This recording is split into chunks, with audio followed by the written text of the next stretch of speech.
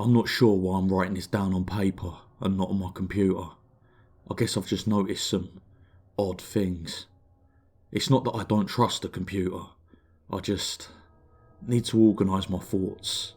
I need to get down all the details, somewhere objective, somewhere I know that I can write where it can't be deleted or changed. No, not that that's happened. It's just everything blurs together here, and the fog of memory lends a strange cast to things. I'm starting to feel cramped in this small apartment.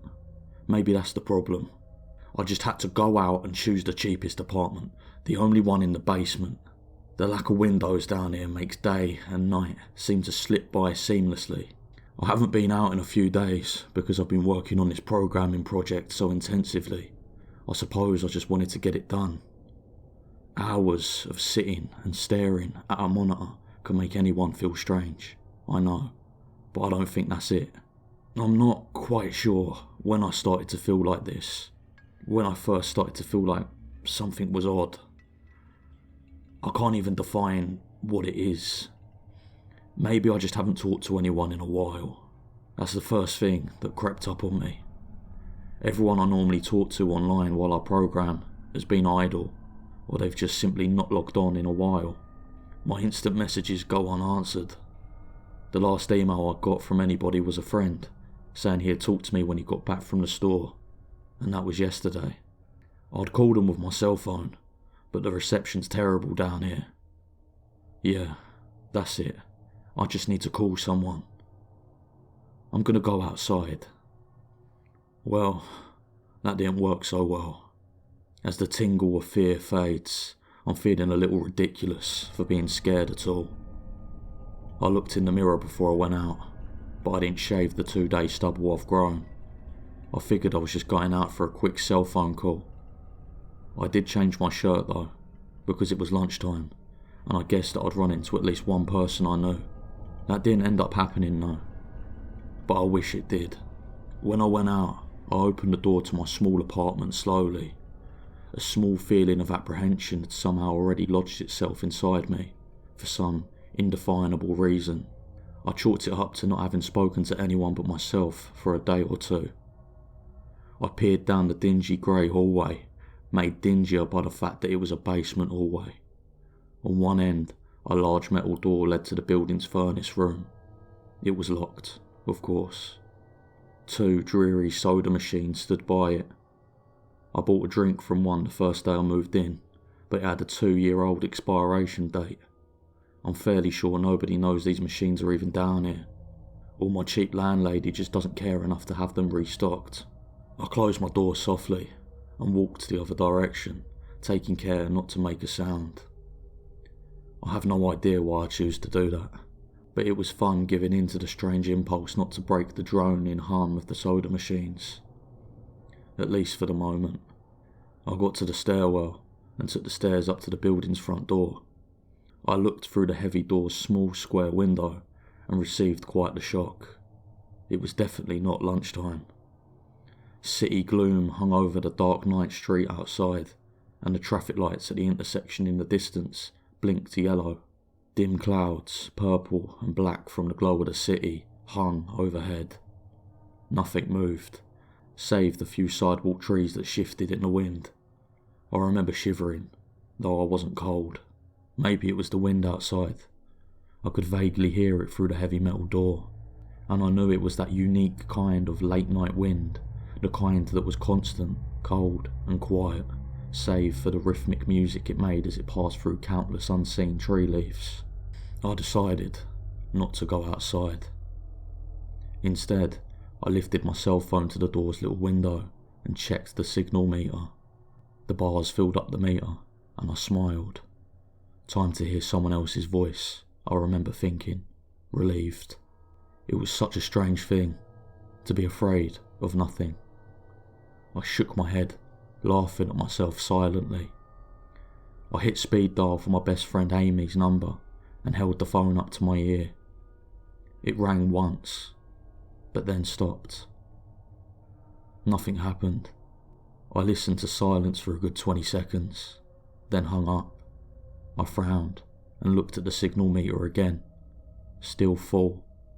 I went to dial her number again, but then my phone rang in my hand, startling me. I put it up to my ear. "Hello?"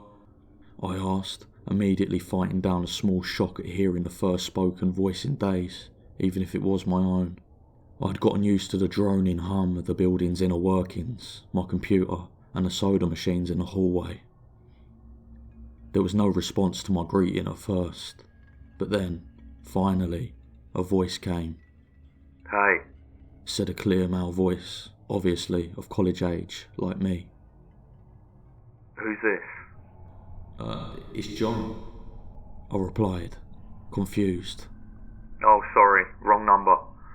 He replied, then hung up. I lowered the phone slowly and leaned against the thick brick wall of the stairwell. That was strange. I looked at my received calls list, but the number was unfamiliar. Before I could think on it further, the phone rang loudly, shocking me yet again. This time, I looked at the caller before I answered. It was another unfamiliar number. This time, I held the phone up to my ear, but said nothing. I heard nothing but the general background noise of a phone. Then, a familiar voice broke my tension. "John?" Was the single word in Amy's voice. I breathed a sigh of relief. "Hey, it's you," I replied. "Who else would it be?" She responded. "Oh, the number. I'm at a party on 7th Street and my phone died just as you called me. This is someone else's phone. Where are you?" She asked. My eyes glanced over the drab whitewashed cylinder block walls and the heavy metal door of its small window. "At my building. Just feeling coked up. I didn't realise it was so late." I sighed. "You should come here." She said, laughing. "Nah, I don't feel like looking for some strange place by myself in the middle of the night." I said, looking out the window at the silent, windy street that secretly scared me just a tiny bit. "I think I'm just going to keep working or go to bed." "Nonsense." She replied. "I can come get you. Your building's close to 7th Street, right?" "How drunk are you?" I asked, light-heartedly. "You know where I live." "Oh, yeah, of course." She said, abruptly. "I guess I can't get there by walking, huh?" "You could if you wanted to waste half an hour," I told her. "Right. Okay, well, I have to go. Good luck with your work." I lowered the phone once more, looking at the numbers flash as the call ended. Then, the drowning silence suddenly reasserted itself in my ears. The two strange calls in the eerie street outside just drove home my aloneness in this empty stairwell. Perhaps from having seen too many scary movies, I had the sudden, inexplicable idea that something could look in the door's window and see me. Some sort of horrible entity that hovered at the edge of loneliness, just waiting to creep up on unsuspecting people that strayed too far from other human beings. I knew the fear was irrational, but nobody else was around. So, I jumped down the stairs, ran down the hallway into my room, and closed the door as swiftly as I could while staying silent.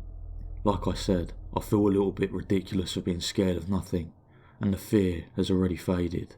Writing this down helps. A lot. It makes me realise that nothing is wrong. It filters out half-formed thoughts and fears and leaves only cold, hard facts. It's late. I got a call from a wrong number, and Amy's phone died, so she called me back on another number. Nothing strange is happening. Still, there was something a little off about that conversation. I know it could have just been the alcohol she had had.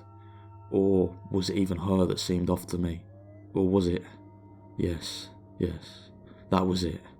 I didn't realise until this moment, writing these things down. I knew writing things down would help.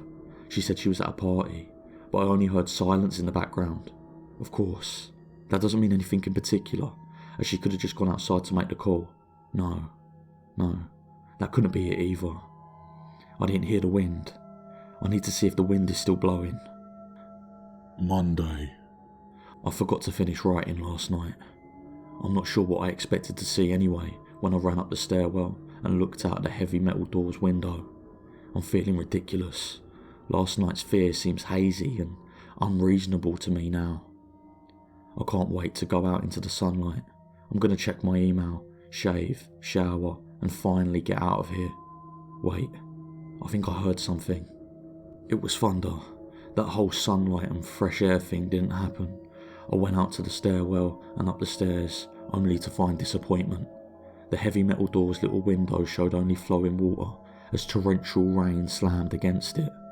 Only a very dim, gloomy light filtered in through the rain, but at least I knew it was daytime, even if it was a grey, sickly, wet day.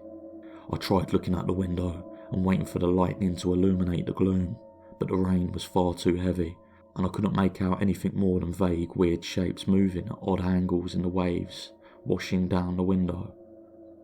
Disappointed, I turned around, but I didn't want to go back to my room. Instead, I wandered further up the stairs, past the first floor and the second. The stairs ended at the third floor, the highest floor in the building.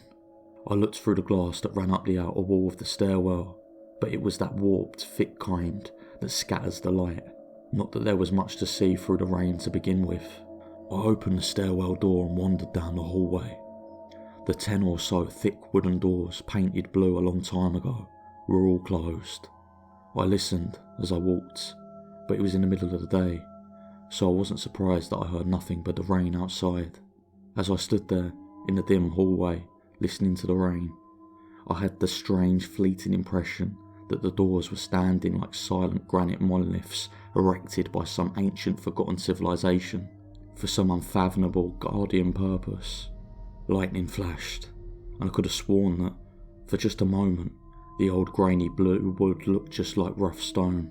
I laughed at myself for letting my imagination get the best of me, but then it occurred to me that the dim gloom and lightning must have meant there was a window somewhere in the hallway. A vague memory surfaced, and I suddenly recalled that the third floor had an alcove and an inset window halfway down the floor's hallway. Excited to look out into the rain and possibly see another human being, I quickly walked over to the alcove. Finding the large thin glass window, rain washed down it, as with the front door's window, but I could open this one. I reached a hand out to slide it open, but hesitated. I had the strangest feeling that if I opened that window, I would see something absolutely horrifying on the other side. Everything's been so odd lately, so I came up with a plan, and I came back here to get what I needed. I don't seriously think anything will come of it, but I'm bored, it's raining, and I'm going shit crazy. I came back to get my webcam. The cord isn't long enough to reach the third hallway by any means, so instead I'm going to hide it between the 2 soda machines in the dark end of my basement hallway, run the wire along the wall under my door, and put black duct tape over the wire to blend it in with the black plastic strip that runs along the base of the hallway walls. I know this is silly, but I don't have anything better to do. Well, nothing happened. I propped open the hallway to stairwell door, steeled myself, then flung the heavy front door wide open and ran like hell down the stairs to my room and slammed the door. I watched the webcam on my computer intently, seeing the hallway outside my door and most of the stairwell. I'm watching it right now, and I don't see anything interesting. I just wish the camera's position was different, so that I could see the front door. Hey, somebody's online. I got out an older, less functional webcam that I had in my closet to video chat with my friend online. I couldn't really explain to him why I wanted to video chat, but it felt good to see another person's face. He couldn't talk very long, and didn't want to talk about anything meaningful, but I felt so much better. My strange fear has almost passed. I would feel completely better, but there was something odd about our conversation. I know that I've said that everything has seemed odd, but still, he was very vague in his responses. I can't recall one specific thing that he had said, no particular name or place or event, but he did ask for my email address to keep in touch. Wait, I just got an email. I'm about to go out. I just got an email from Amy that asked me to meet her for dinner at the place we usually go to. I do love pizza, and I've just been eating random food from my poorly stocked fridge for days, so I can't wait. Again, I feel ridiculous about the odd couple of days I've been having. I should destroy this journal when I get back. Oh, wait, another email. Oh my god, I almost left the email and opened the door. I almost opened the door. But I read the email first. It was from a friend I haven't heard from in a long time, and it was sent to a huge number of emails that must have been every person he had saved in his email address list. It had no subject, and it said, simply, "Seen with your own eyes. Don't trust them, they." What the fuck is that supposed to mean? The words shock me, and I keep going over them again and again and again. Is it a desperate email just sent as something happened? The words are obviously cut off without finishing. On any other day, I would have dismissed this as spam from a computer virus or something, but the words, "seen with your own eyes." I can't help but read over this journal and think back on the last few days and realise that I have not seen another person with my own eyes or talked to another person face to face. The webcam conversation with my friend was so strange, so vague, so eerie, now that I think about it. Was it eerie? Or is it fear clouding my memory? My mind toys with the progression of events I've written here, pointing out that I have not been presented with one single fact that I did not specifically give out unsuspectingly. The random wrong number that got my name and the subsequent strange return call from Amy, the friend that asked for my email address. I messaged him first when I saw him online, and then I got my first email a few minutes after the conversation. Oh my god, that phone call with Amy. I said over the phone, I said that I was within half an hour walk to 7th Street. They know I'm near there. What if they try and find me? Where is everyone else? Why haven't I seen or heard from anyone in days? No, calm down. This is crazy. This is absolutely crazy. I just need to calm down. This madness needs to end. I don't know what to think. I ran about my apartment furiously, holding my cell phone up to every corner to see if I got signal through the heavy walls. Finally, in the tiny bedroom, near one ceiling corner, I got a signal bar. Holding my phone there, I sent a text message to every number in my list. Not wanting to betray anything about my unfound fears, I simply sent, "You seen anyone face to face lately?" At that point, I just wanted any reply back. I didn't care what the reply was or if I embarrassed myself. I tried to call someone a few times, but I couldn't get my head up high enough, and if I brought my cell phone down even an inch, it lost signal. Then I remembered the computer and rushed over to it, instant messaging everyone online. Most were idle or away from their computer. Nobody responded. My messages grew more frantic, and I started telling people where I was and to stop by in person for a host of barely passable reasons. I didn't care about anything at that point. I just needed to see another person. I also tore apart my apartment, looking for something that I might have missed, some way to contact another human being without opening the door. I know it's crazy, I know it's unfounded, but what if I just needed to be sure? I take the phone to the ceiling just in case. Tuesday. The phone rang. Exhausted from last night's rampage, I must have fallen asleep. But I woke up to the phone ringing and ran into the bathroom, stood on the toilet and flipped open the phone taped to the ceiling. It was Amy, and I feel so much better. She was really worried about me, and apparently had been trying to contact me since the last time I talked to her. She's coming over now, and yes, she knows where I am without me telling her. I feel so embarrassed. I am definitely throwing this journal away before anyone sees it. I don't even know why I'm writing in it now. Maybe it's just because it's the only communication I've had since God knows when. I look like hell too. I looked in the mirror before I came in here. My eyes are sunken, my stubble is thicker, and I just look generally unhealthy. My apartment is trashed, but I'm not going to clean it up. I think I need someone else to see what I've been through. These past few days have not been normal. I'm not one to imagine things. I know I've been the victim of extreme probability.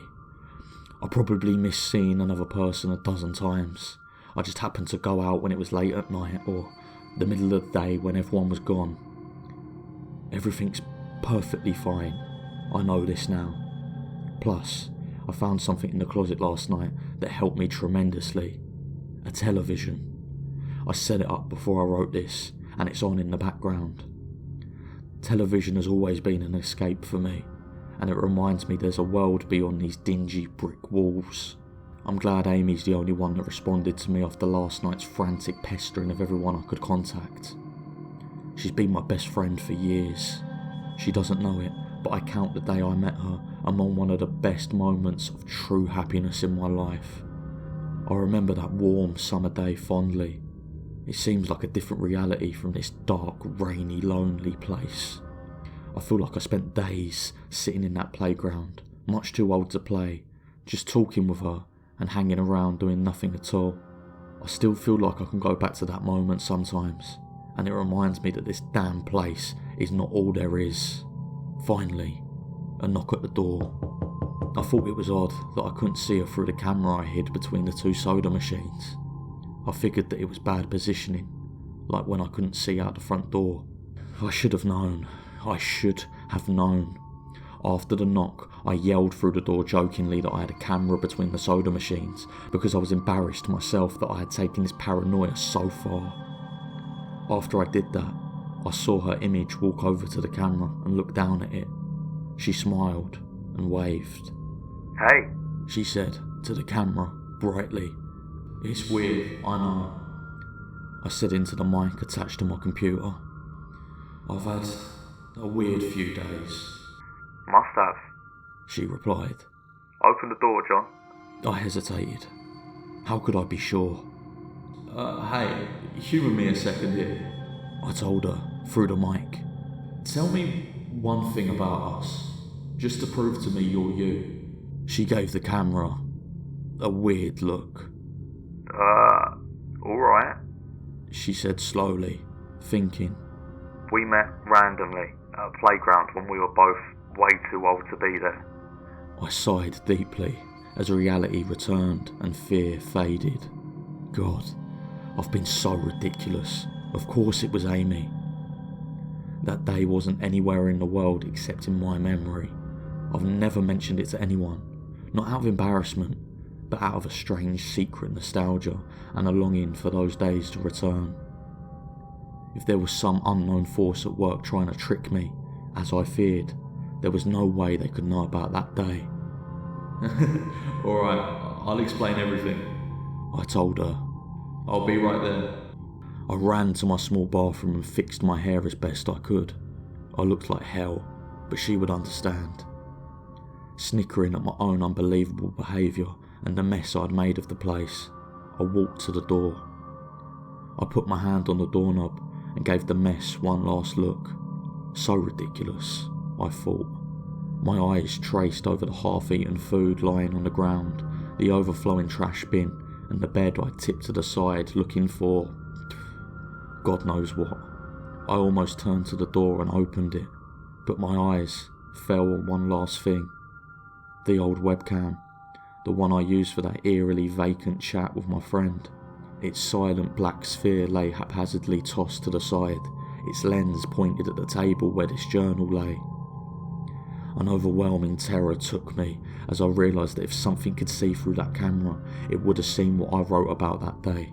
I asked her for one thing about us, and she chose the only thing in the world that I thought they, or it, did know. But it did know. It could have been watching me the whole time. I didn't open the door. I screamed in uncontrollable terror. I stomped on the old webcam on the floor. The door shook and the doorknob tried to turn, but I didn't hear Amy's voice through the door. Was the basement door made to keep out drafts? Too thick? Or was Amy not outside? What could have been trying to get in, if not her? What the hell is out there? I saw her on my computer, through the camera outside. I heard her on the speakers through the camera outside. But was it real? How could I know? She's gone now. I screamed and shouted for help. I piled up everything in my apartment against the front door. Friday. At least, I think it's Friday. I broke everything electronic. I smashed my computer to pieces. Every single thing on there could have been accessed by network access, or worse, altered. I'm a programmer, I know. Every little piece of information I gave out since this started, my name, my email, my location, none of it came from outside until I gave it out. I've been going over and over and over what I wrote. I've been pacing back and forth, alternating between stark terror and overpowering disbelief. Sometimes I'm absolutely certain some phantom entity is dead set on the simple goal of getting me to go outside. Back to the beginning, with the phone call with Amy. She was effectively asking me to open the door and go outside. I keep running it all through my head. One point of view says I've acted like a madman, and all of this is the extreme convergence of probability. Never going outside at the right times, by pure luck. Never seeing another person, by pure chance. Getting a random nonsense email from some computer virus, at just the right time. The other point of view says the extreme convergence of probability is the reason that whatever's out there hasn't gotten me already. I keep thinking, I never opened the window on the 3rd floor. I never opened the front door until that incredibly stupid stunt with the hidden camera, after which I ran straight to my room and slammed the door. I haven't opened my own solid door since I flung open the front door of the building. Whatever's out there, if anything's out there, never made an appearance in the building before I opened the front door. Maybe the reason it wasn't in the building already was that it was also elsewhere getting everyone else. And then it waited until I betrayed my existence by trying to call Amy. A call which didn't work, until it called me and asked for my name. Terror literally overwhelms me every time I try and fit the pieces of this nightmare together. That email, short, cut off, was it from someone trying to get word out? Some friendly voice desperately trying to warn me before it came? Seen with my own eyes. Don't trust them. Exactly what I've been so suspicious of. It could have masterful control of all things electronic, practicing its insidious deception to trick me into coming outside. Why can't it get in? It knocked on the door. It must have some solid presence. The door. The image of those doors in the upper hallway's guardian monoliths flashes back in my mind every time I trace the path of my thoughts. If there is some phantom entity trying to get me to go outside, maybe it can't go through doors. I keep thinking back over all the books I've read, or movies I've seen, trying to generate some explanation for this. Doors have always played on a human imagination, always seen as wards or portals of special importance. Or perhaps the door is just too thick. I know that I couldn't bash through any of the doors in this building, let alone the heavy basement ones.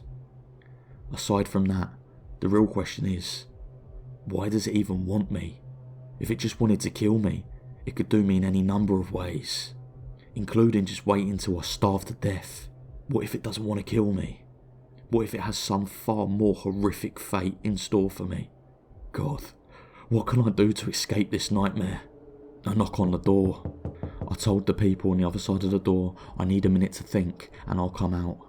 I'm really just writing this down so I can figure out what to do. At least this time I hear their voices. My paranoia, and yes, I recognise I'm being paranoid, has me thinking of all sorts of ways their voices could be faked electronically. There could be nothing but speakers outside, simulating human voices. Did it really take them 3 days to come to talk to me? Amy is supposedly out there, along with 2 policemen and a psychiatrist. Maybe it took them 3 days to think of what to say to me. The psychiatrist's claim could be pretty convincing if I decided to think this has all been some crazy misunderstanding and not some entity trying to trick me into opening the door. The psychiatrist has an older voice, authoritarian, but still caring. I liked it. I'm desperate just to see someone with my own eyes. He said I have something called Psychosis, and I'm just one of a nationwide epidemic of thousands of people having breakdowns, triggered by a suggestive email that somehow got through. I swear he said got through somehow. I don't know. I think he means spread throughout the country inexplicably, but I'm incredibly suspicious that the entity slipped up and revealed something. He said I'm a part of a wave of emergent behaviour, that a lot of other people are having the same problem with the same fears, even though we've never communicated. That neatly explains the strange email about eyes I got. I didn't get the original triggering email. I got a descendant of it. My friend could have broken down too and tried to warn everyone he knows against his paranoid fears. That's how the problem spreads, the psychiatrist claims. I could have spread it too, with my texts and instant messages to online to everyone I know. One of those people might be melting down right now, after being triggered by something I sent them. Something they might interpret any way they want. Something like a text saying seen anyone face to face recently. The psychiatrist told me that he didn't want me to lose yet another one. That people like me are intelligent. And that's our downfall. We draw connections so well that we draw them even when they shouldn't be there. He said it's easy to get caught up in paranoia in our fast-paced world. A constantly changing place where more and more of our interaction is simulated. I have to give him one thing. It's a great explanation. It neatly explains everything. It perfectly explains everything, in fact. I have every reason to shake off this nightmarish fear that something or some consciousness or being out there wants me to open the door so it can capture me for some horrible fate worse than death. It would be foolish, after hearing that explanation, to stay in here until I starve to death just to spite the entity that might have got everyone else. It'd be foolish to think that, after hearing that explanation. I might be one of the last people left alive on an empty world, hiding in my secure basement room, spitting some unthinkable deceptive entity just by refusing to be captured. It's a perfect explanation for every single strange thing I've heard or seen, and I have every reason in the world to let all of my fears go and open the door. And that is exactly why I'm not going to. How can I be sure? How can I know what's real and what's deception? All of these damn things with their wires and their signals that originate from unseen origins, they're not real. I can't be sure. Signals for a camera, faked videos, deceptive phone calls, emails, even the television, lying broken on the floor. How can I possibly know it's real? It's just signals, waves, light. The door. It's bashing on the door. It's trying to get in. What insane mechanical device could it be using to simulate the sound of men attacking the heavy wood so well? At least I can finally see it with my own eyes. There's nothing left in here for it to deceive me with. I've ripped apart everything else. It can't deceive my eyes. Can it? Seen with your own eyes. Don't trust them. They... Wait. Was that desperate message trying to tell me to trust my own eyes? Or warning me about my eyes too? Oh God. What's the difference between a camera and my eyes? They both turn light into electrical signals. They're the same. I can't be deceived. I have to be sure. I have to be sure. Dates unknown. I calmly asked for paper and a pen, day in and day out, until it finally gave them to me. Not that it matters. What am I going to do? Poke my eyes out? The bandages feel like a part of me now. The pain is gone. I figured this would be one of my last chances to write legibly, as, without my sight to correct my mistakes, my hands will slowly forget the motions involved. This is a sort of self-indulgence, this writing. It's a relic of another time, because I'm certain everyone left in the world is dead, or something far worse. I sit against the padded wall, day in and day out. The entity brings me food and water. It masks itself as a kind nurse, as an unsympathetic doctor. I think it knows that my hearing has sharpened considerably now that I live in the darkness. It fakes conversations in the hallway, on the off chance that I might overhear. One of the nurses talks about having a baby soon. One of the doctors lost his wife in a car accident. None of it matters. None of it is real. None of it gets to me. Not like she does. That's the worst part. The part I almost can't handle. The thing comes to me, masquerading as Amy. Its recreation is perfect. It sounds exactly like Amy. Feels exactly like her. It even produces realistic tears and looks lifelike on her cheeks. When it first dragged me here, it told me all of the things I wanted to hear. It told me that she loved me, that she's always loved me, that it didn't understand why I did this, that we could still have a life together, if only I would stop insisting that I was being deceived. It wanted me to believe, no. It needed me to believe that she was real. And I almost fell for it. I really did. I doubted myself for the longest time. In the end though, it was all too perfect, too flawless, and too real. The false Amy used to come here every day, and then every week, and finally stopped coming altogether. But I don't think the entity will give up. I think the waiting game is just another one of its gambits. I will resist for the rest of my life if I have to. I don't know what happened to the rest of the world, but I do know that this thing needs me to fall for its deceptions. If it needs that, then maybe, just maybe, I'm a thorn in its agenda. Maybe Amy is still alive out there somewhere, kept alive only by my will to resist the deceiver.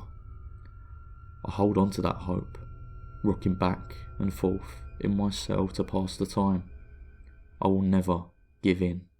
I will never break. I am a hero.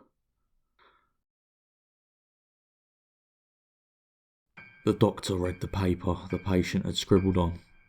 It was barely readable, written in the shaky script of one who could not see. He wanted to smile at the man's steadfast resolve, a reminder of the human will to survive, but he knew that the patient was completely delusional. After all, a sane man would have fallen for the deception long ago. The doctor wanted to smile.